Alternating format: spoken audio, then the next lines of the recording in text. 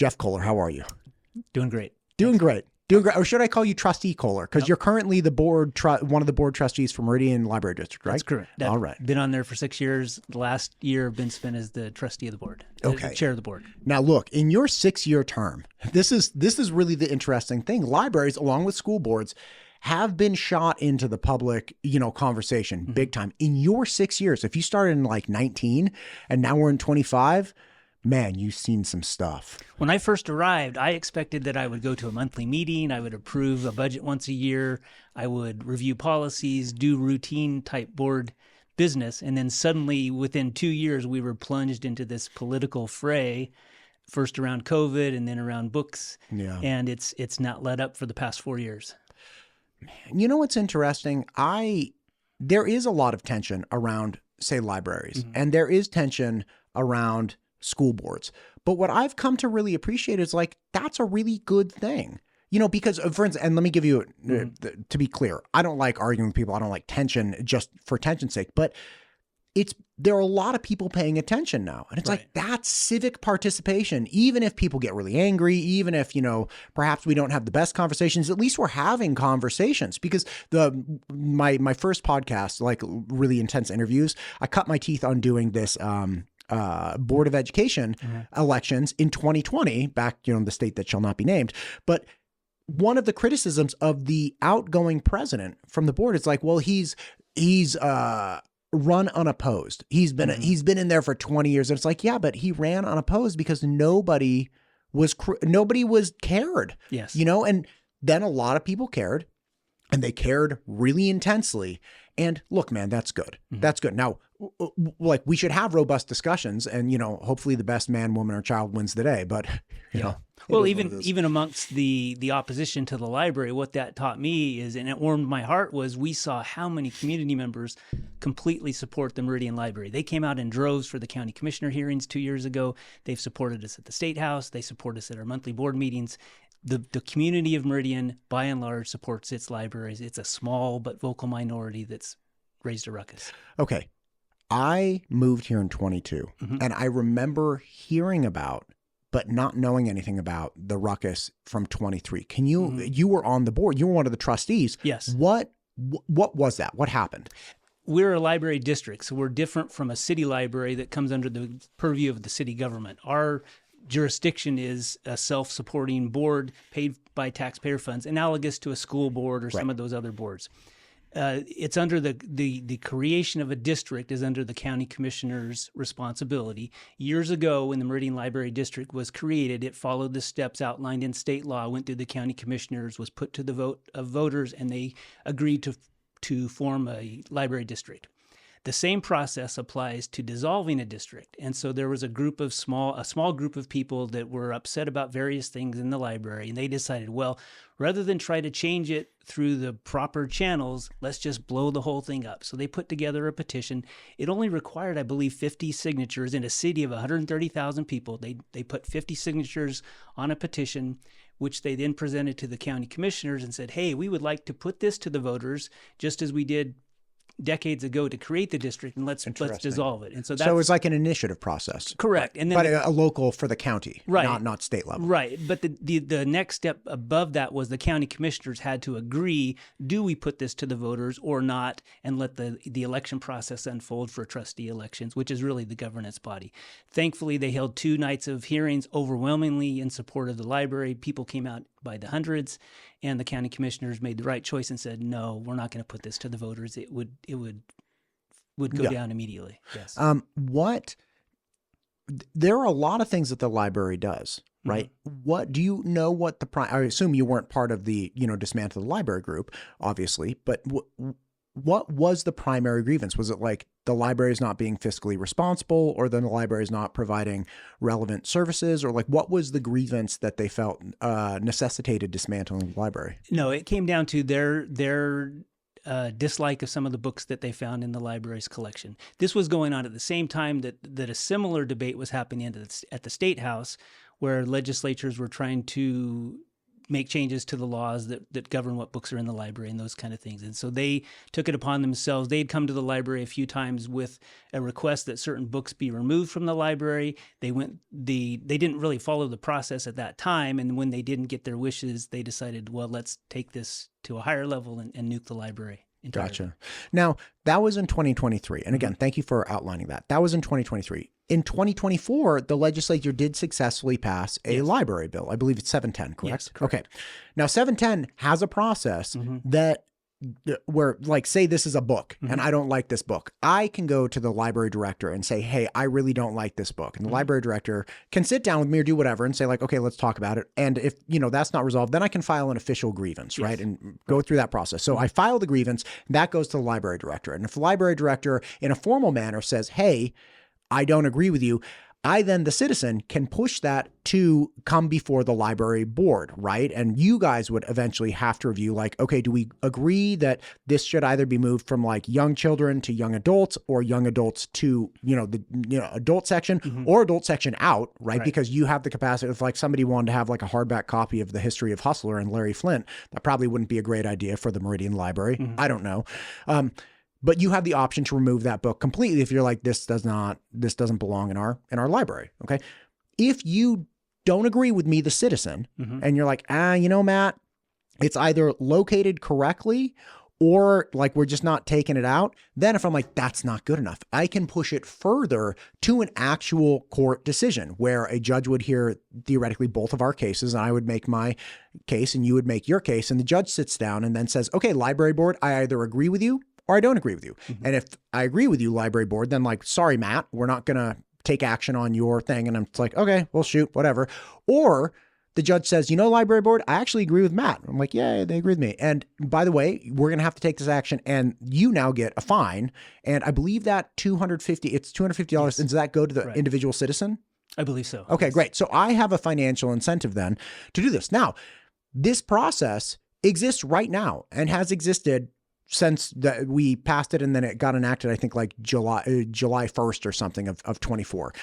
So if people have a grievance with the library, then they can go through this process and clean it up, right? Like this exists. People like you and I could go down today and like, scour all the books and determine if we like them or not. I mean, I'm sure you do it all the time, but you could escort me down and like, we could figure it out. But if people are worried about it, just first and foremost, anybody concerned about this can engage this process. And look, if you're right, if ultimately the library, all of the mechanisms in the library disagree with you and the judge does agree with you, you can make $250. But like that, you have to go through all of these steps. And then at the end of the day, the judge has to agree with you. So like this system already exists for anybody interested in challenging books, correct? Yes. Okay, great. You're 90% right on the process. My gosh. Can I clarify the 10%? I keep trying to get it right. Hit me with the 10%. Okay. So what the law says that passed last year was let me back up a little bit. Libraries have always had a process for people to ask for a book to be reconsidered. Gotcha. And so when the law passed, we immediately met as a board, worked with our attorney to make sure that our request for reconsideration process followed the new law. Great. One nuance to the new law was the director is involved in the process, but essentially the director, a citizen comes and they say, I don't think this book belongs in this library. We hand them the form, they fill out the form and hand it to the director. The director does go through a preliminary process and makes a recommendation, but his decision has to be validated by the board. So Gotcha. It goes out of his hands, and so the onus and the responsibility is always on on the trustees. Understood. From there, your steps are correct. Okay, great. So it's not that he makes a determination; he makes a recommendation that is then reviewed by you. We can acknowledge the recommendation and accept it. We can make our own course of action, or we can do something else. Gotcha. And again, this is in play right now today. Yes. Anybody? Okay. Do you happen to know how big the form is? Because somebody told me it was almost 20 pages. Oh, it's about 18. And I wish that it wasn't that. The only reason why it's so complicated and so long is because the text of HB 710 is complicated and long. There are all kinds of nuances, definitions of words. You have to establish that you are a parent of a minor that lives in the district. All of those things come into play. That takes time, that takes paper. It doesn't take all that long to fill out, but there is a lot of supporting materials to make sure that they understand it. Now, that protects both the person requesting it and the library, too, because they have to make sure that they understand what they're asking for. They understand, it outlines the steps that will take place upon their submission and upon our review of that submission. And then, as you mentioned, it outlines the next steps if they don't like that decision. Gotcha. And so ultimately it's like, and I read a lot of those bills. There's like a lot of definitions and a lot of nuances. So bottom line is, you're saying like it doesn't take that long to fill out, but it is prudent to establish that you are a resident of the Meridian Library District, that you do have a minor in the Meridian Library District. These things take at least rudimentary paperwork to fill out and express. Then, of course, you have to express your grievance, which is like, I don't like this book, and I don't like this book for this reason, and this is based on the law. Yes, based on the law. Like this is so like. There's just a lot to it. You can't just say, hey, I don't like this book. And people are like, okay, who are you? Do you have a minor? Right. What's in this book? How do you think this book offends the law? You know, it's like, you can't just hold up a title and say, this is the problem. Exactly. Gotcha. That makes sense. Yeah. Okay, taking that into account, someone else told me that there was a funding consideration that the Meridian Library District was going to give funds drawn from the Meridian Library tax base to other library districts in the state. Is that true? No. Are you sure? Perhaps what they were thinking of is the Meridian Library District is part of a consortium of Treasure Valley libraries, everywhere from Emmett to Twin Falls, to share books. And so how that works is, if somebody wants a book that's not in our library or is checked out, however, Boise has it in stock on their shelf, we have a courier service that goes to all of the libraries once or every other day and picks up those hold requests from one library and brings it back to Meridian, and you can pick it up there. Gotcha. As part of that consortium, proportionally, depending on the size of the library, the number of books in the collection, and the use of that service, the libraries do share the cost for the courier service. But we are not sending taxpayer money out of our library to other libraries in Idaho. Oh, so okay. First off, that's good to know. And the cost of it's proportional to like the request. So if you requested 30 books from Boise and Boise only requested 15 books from you, then theoretically you'd be paying twice as much proportionally to them. Is that the idea? Yeah, it averages out. There's some formulas that they use. Essentially, the larger libraries pay more because they have more books coming in and out. Yeah, sure. And use the service more, whereas the smaller... But it's great for all of the libraries, because then we don't all have to have 50 copies of the same book that was published 2 years ago. We can winnow that down to the right number, and if somebody occasionally wants that book and it happens to reside in Caldwell Library, it can come over here in 2 days. That's awesome. That's awesome. It's good use of taxpayer funds for all of those libraries. That's great. Yeah, like I was going to say, like say you had 7 different library districts and you have, 10,000 titles that are pretty common to all of them. Okay, great. But then they each have like 1,000 titles that are kind of unique. Well, if each of you collected those 1,000 titles that are kind of unique and you didn't overlap, then collectively you'd have 7,000 obscure or unique titles that you could share in between. That's great financial responsibility. I believe so too. Anyway, talk to me about the other programs, because again, obviously people come in really hot about moderating content, and again, I think we flush that out to at least some degree. And if people like that system or not, or want the Meridian Library System to do something else or not, okay, fine. I just want to make sure that we're clear on what the state laws and what the abilities are for people right now. But beyond that, the library is expanding in offerings and utility. Some of the things are, in my opinion, classic and more important now than ever, like early literacy programs, having opportunities for children to explore knowledge bases that are not tech-based, not internet-based. I think that's obviously a classic and more important now than ever.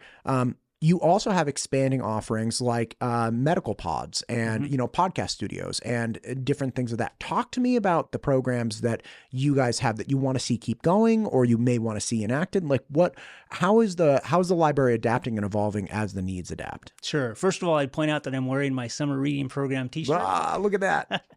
Every year we do the summer reading program for kids in the community. It'll start in 2 weeks from tomorrow, I believe, and goes for 2 months. So early literacy, children's learning, it's always going to be a part of the library. I believe that a strong library, is just as important and vital to a community as is a strong school system. And who else believed that?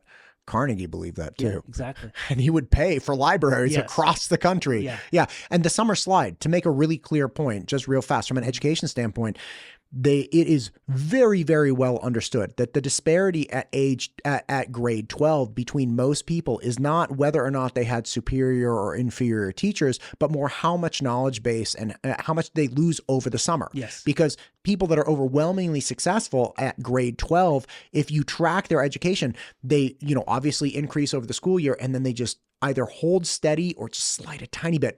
Best case scenario, they increase knowledge base or capacity. But if they just hold steady, juxtaposed to somebody who takes the entire summer off, so they increase knowledge and then slide back significantly, and then they're starting in a hole and slide back. You do that 12 times, right, you're ahead like years of education or behind years of education. So again, the summer programs, education enhancement and enrichment programs, God bless those. Yeah. And we're grateful to have the Library Foundation and a group called Friends of the Library that fundraise, and they purchase books for the summer reading program so that every child that signs up for that summer reading program, if they wish, can go away with a book. And at least they've got one book in their hand for the summer. We hope they'll come back to the library and check out more books, but we do all we can to make sure that kids, when they leave school, when school gets out, that they've got access to books that are right for them. And that's a private organization. Friends of the Library is like a private nonprofit or something? Yes. You know these people, right? Oh, yeah. Yeah. Dude, hook it up. Yeah. I want to talk to them. Okay. I want to have them on the show. Sure. Like, happy to do that. I was just talking to somebody who's very concerned about the Department of Corrections in Idaho, and we were having this conversation, just a brief chat.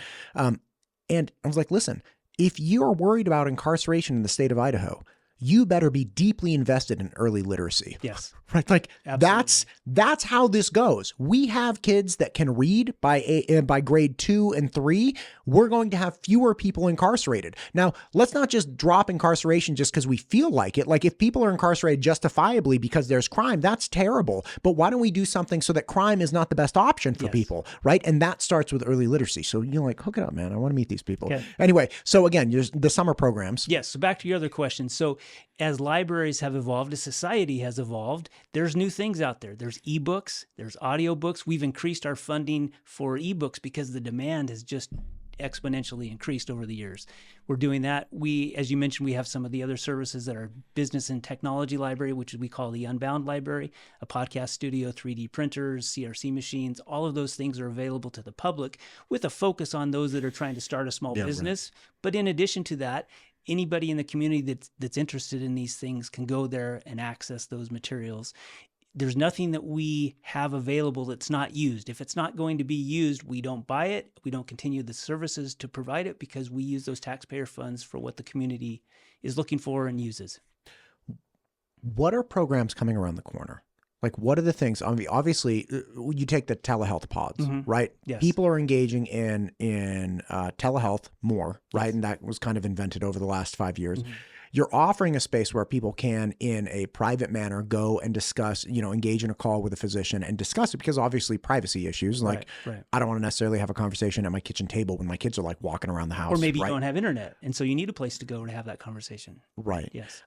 That seems to be one of those things that kind of like evolved over the last 48 months, where it's like, oh, we could have this offering and this would fill this niche for people. What are other things coming around the corner that you guys are looking at like that? There's always things coming. Librarians do a great job of sharing information with other libraries. And so as things are working well in one library, they may be adopted by another one. I know there's libraries out there that will check out tools or check out other physical objects, things like that. We have memory kits available for people that have family members with dementia, where they can check out a kit from the 1960s and help that person reminisce about those kind of things. Unique things like that are on the forefront of libraries. Explain the memory kit again. Memory kit. So let's say your mother has dementia. Sure. And you struggle with how to keep her engaged and interested Talking in things that are going along. Yeah, right. So you can go to the library, check out a memory kit from the 1970s or the 1960s, and it would have things like a magazine from that era or a TV show from that era, other objects that she could look at, and we find that, or doctors find that a lot of people will respond to that. They will be calm, they will be comfortable because they're having those memories that are still in their heads, and they can relive some of those past memories that still exist. And those are called memory kits. That's brilliant. Yeah. So you have like I Love Lucy, Reader's Digest, and like margarine, like in a memory kit. Maybe so. I haven't actually checked one out myself. But That's awesome. Yeah. And you guys also have sensory rooms. Somebody else was telling me, I think Garrett was telling me about that. And these are rooms specifically designed to help, obviously we have a growing population of students or young people on the spectrum with autism, and sensory rooms allow them a place to go through and experience the world in like different ways. Yeah. Our sensory room has a mirror and a window to the story time room. So if there's a child that just really can't handle being in a group of 30 rambunctious toddlers because of those issues, that child can go to the sensory room, look at and participate in the story time in their own little environment that is not disruptive to their personality. Yeah, because they can move around, they can make more noise if they want to, they can do whatever they want. Yes. That room is reservable for an hour. Each person can reserve it for up to an hour for free. It is almost constantly booked. Gosh, that's fantastic. Talk to me about after-school programs, because I was kind of a latchkey. Okay, I was a latchkey kid. Okay. Not kind of. Like I was like a feral child. I was just running around like a wild animal.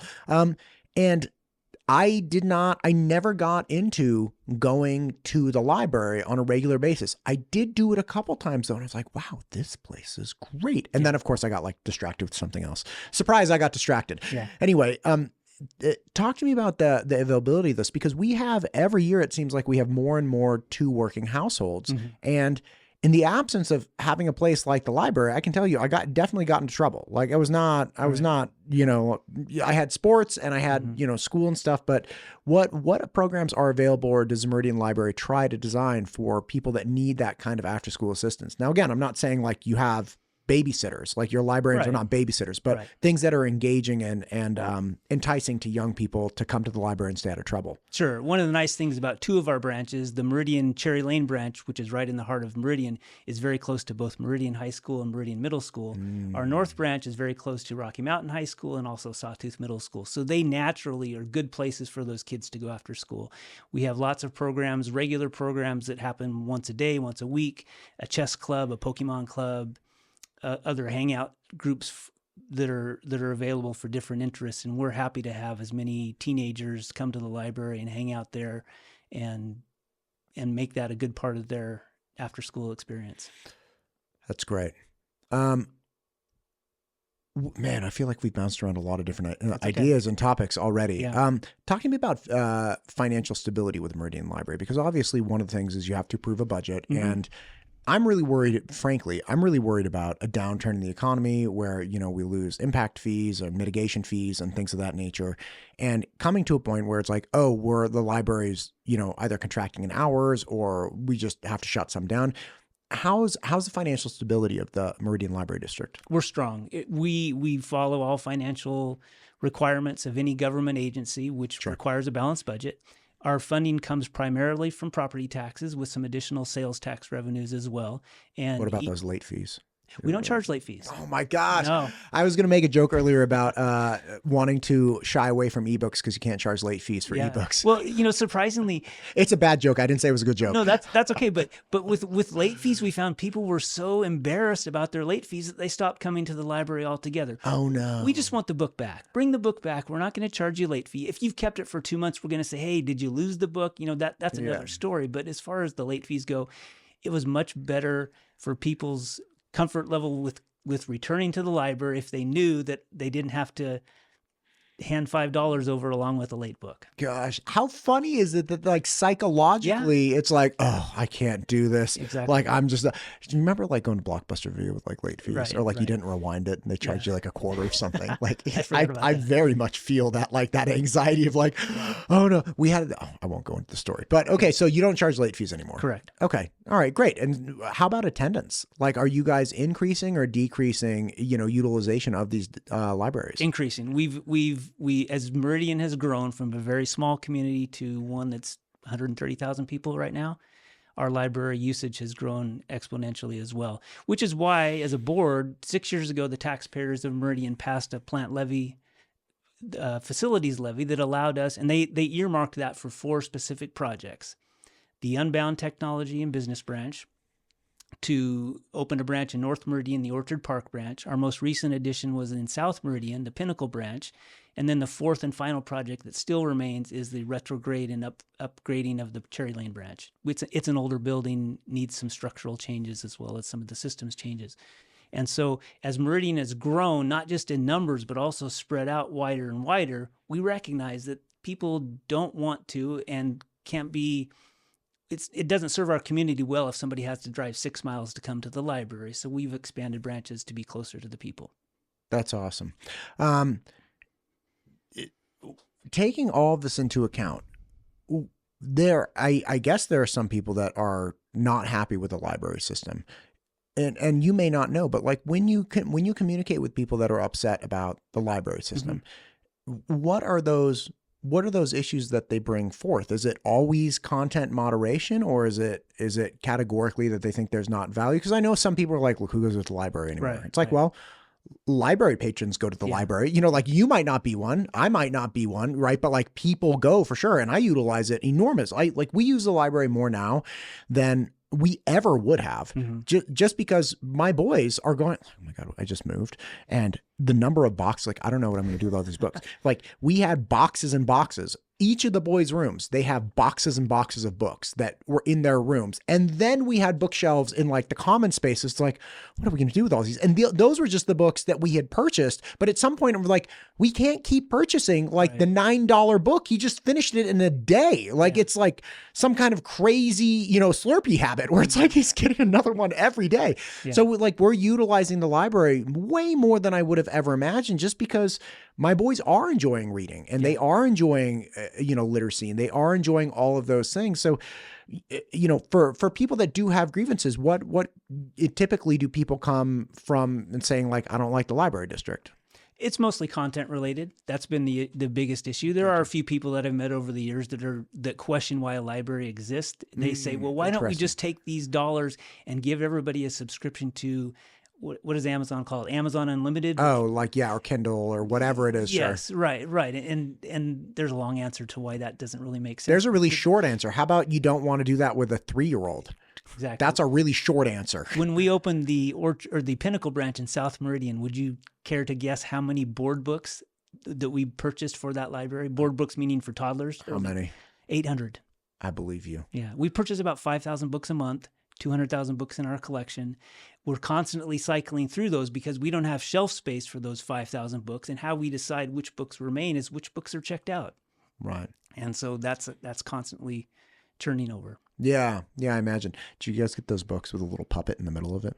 I'm sure we have them. I'm sure you have them. Yeah, those are good ones. I had one other question. Observation, if I may, to that problem of like why, what I was trying to figure out actually in asking that question is, are there people that are emphasizing that tech should in fact replace, because I have a dear friend who has like a 30,000 book library on his iPad. Yeah. And like, that's great and all, but it is conclusively studied and understood at this point that if you sit somebody down for a task and you put their smartphone right next to them, that task will take like double the time because they're inevitably going to get distracted by the tech. And although I like the idea of having digital libraries at your fingertips and you can peruse through whatever you want, there's also with young people, like I could perhaps do it. You could probably perhaps do it. Like my wife has a Kindle. She doesn't get distracted by, other things. And I don't get distracted on my phone easily, though it's not zero. Right. It's just not easily. But for young people, especially 18 and 18 to like age 6, they need a mechanism to engage in literacy that is not tech-based, because the odds of them getting distracted or just pulled away by something shiny new is so darn high. Right. And I think there's even some benefits from a tangible book. Yes. Something about that, seeing how thick the book is and what page are you on and stuff. You can't do that on a Kindle. You can't flip through a few pages in advance or go back as easily as you can. And so we've seen in the industry, and the publishers would tell you this too, while ebooks have exploded in popularity, there is still a strong demand for print books and likely always will be. It's just part of our human experience to have a book in our hand. And read it that way. Yeah, I remember reading books as a young person and getting really excited as the pages were going by. I also remember when I was like early, and I didn't really like reading until I was a little bit older. But I also remember being like, oh my God, I've only gone 3 pages. Right, how much like, more? And I'm like looking at the book, it's like Charlotte's Web. I'm like, oh, or like Witches. Do you remember that movie, Witches? Yeah, I started reading that, and then like I got halfway through, I was like, I can't do this anymore. I struggled with reading as a young person. Anyway, look, we've talked about a lot of things. I've thrown a lot of questions your way. Is there anything you would like to add? I mean, obviously, you have a great passion for the library. You've been a library trustee. You were a library trustee before the libraries were controversial, all the way through. Right. Obviously, we have state law that brings an additional layer of checks and balance with a repercussion for the library. A punitive measure if things don't go the way, if everybody agrees the library system's wrong. Oh, here's a question: have you guys ever gone through that process fully? Yes. Well, okay. Well, fully to the extent where our step ended. So we've had 4 book requests come in to be reconsidered. Okay. The board, as we talked earlier, the director reviewed those, made a recommendation. Sure. Brought them before a board meeting in full public open meeting. You can go back and watch the video if you like. We also posted all of the information on our webpage so that people in the community can see what the book was requested, what the person that submitted the request said about it, why they believe that it met the bar. Gotcha. Harmful to children. We went through the process for those 4 books, and in each case determined that it, in our opinion and our lawyer's opinion, did not meet the standard of material harmful to children as outlined in Idaho law and with the First Amendment. Got it. And the books remain in the collection. As we also mentioned earlier, the patron making that request does have the option, should they choose, to take it to the next step, which would be to put it before a judge. Okay. What was this the same patron? Were all 4 of these charges brought by the same person? 3 books from one person and a 4th book from another person. Okay, so in the roughly year since this law has been in place, only 2 people have had grievances. And in all 4 of those books between those 2 people, none of the books exited the collection. And those people at this point, at least as far as filming today, they did not elect to take that grievance the next step to get a judge decision. Correct. Does it cost them something to get a judge decision? Like, is there something deterring them from doing that, or did they just decide? I'm not a lawyer, but there might be some legal cost. Anybody going before a judge would want to have an attorney there. But I think there's also a reasonable expectation that the losing party might be required to pay the winning party's fees in such a situation. So you have to really believe it. Yeah. Yes, right. Yeah. And that's one thing we've seen is so many of these requests, I wouldn't call them frivolous, but are people really looking at the law, and are they really considering this issue? Or did they simply pick up a book and saw one picture or one paragraph and said, oh, this doesn't belong in our library, I'm going to make a ruckus about this and get it removed? This is kind of putting you on the spot. Do you remember the titles? Any of the titles that were requested? Oh yeah. One was called Pride 123. It's a children's picture book teaching kids how to count to 10, and it does have themes of LGBTQ people and that pictures and colors. Counting 1 to 10. Another one was, and that I assume that the harm to children based on that. Just I've never heard of this book. It's just based on what you're telling me. The harm was that. The idea was you're introducing the concept of like an LGBTQ person. Exactly. For whatever reason, all 4 of the books that have come before us have had that common theme that people are upset about that. And there are part of the text of HB 710 does include the words any act of homosexuality. And so people seize upon that and they say, well, any book about homosexuality violates this law. But act of homosexuality is different than this person Pride exists. 1, 2, 3. Yeah. Yes. Yeah. Gotcha. Yeah. Okay. So it's children's books like that. And you guys had the option to say, okay, we'll take this children's book from, the little kid section and put it in the adult section, or we'll get rid of it completely. And your attorney was like, this doesn't meet the threshold. Correct. Right. Okay, great. So it's not just you. You guys consult legal counsel that, passed the bar and is like, they're attorneys. Absolutely. Because this issue, there's pressures from both sides of this political spectrum on this. And so even libraries in Eagle libraries in some legal jeopardy right now because of their handling of similar issues. And so the instance that we fall on the other side and unnecessarily or legally restrict a book, I'm going to have the ACLU knocking on my door the next day serving me paperwork. And so we've got to navigate that fine line. As a trustee, I have to be fiscally responsible, and I don't want to put my library in jeopardy from either side of a legal fight. Man, your position perfectly mirrors public school positions at this point too. Not just with regard to libraries, but I was talking to not Rod Grammer, Andy Grover, who is the head of the essentially administrators union for the Idaho public schools. Okay. I'm botch. I know there are so many acronyms, like I can't remember. And Andy Grover is the head of this organization that oversees other organizations like the ISBA and other things. It's like, I can't do it. The point is, he was like, listen, and he was also superintendent for years, turned around a district, like did a great job. And I was like, listen, there are people just foaming at the mouth, salivating on both sides to come after us. He's like, you lean a little left, they're coming after you. You lean a little right, they're coming after you. So the only position you can take is one that you think is the most middle defendable possible. Right. And you can't just default to like, let's get rid of all. It's like, no, you can't do that. You have to, again, tension. You got to push pull and recognize that there are concerned parties on both sides and take that into consideration. Yes, we follow the law and we will continue to follow the law. Right. And again, the two people that are concerned, they can find out if the judge, they could take it to that next level and be like, hey, this really is harmful. Right. And by the definitions, they're free to do that. Listen, I really appreciate you. Thank you for coming in. Is there anything you'd like to say here at the end? We've chatted about a lot. No, just that libraries are magical places. They are so important for a community. And so my commitment as a board member, and the reason why I'm running for re-election, is to continue to fight the good fight, push back against any attempts to dissolve the library district. In fact, two of the people that are running for these two open seats are people that were ringleaders in that effort 2 years ago. And so we're going to keep fighting that, pushing back against that small but vocal group, and continue to expand the services for the city of Meridian to make the library a welcoming place for everybody.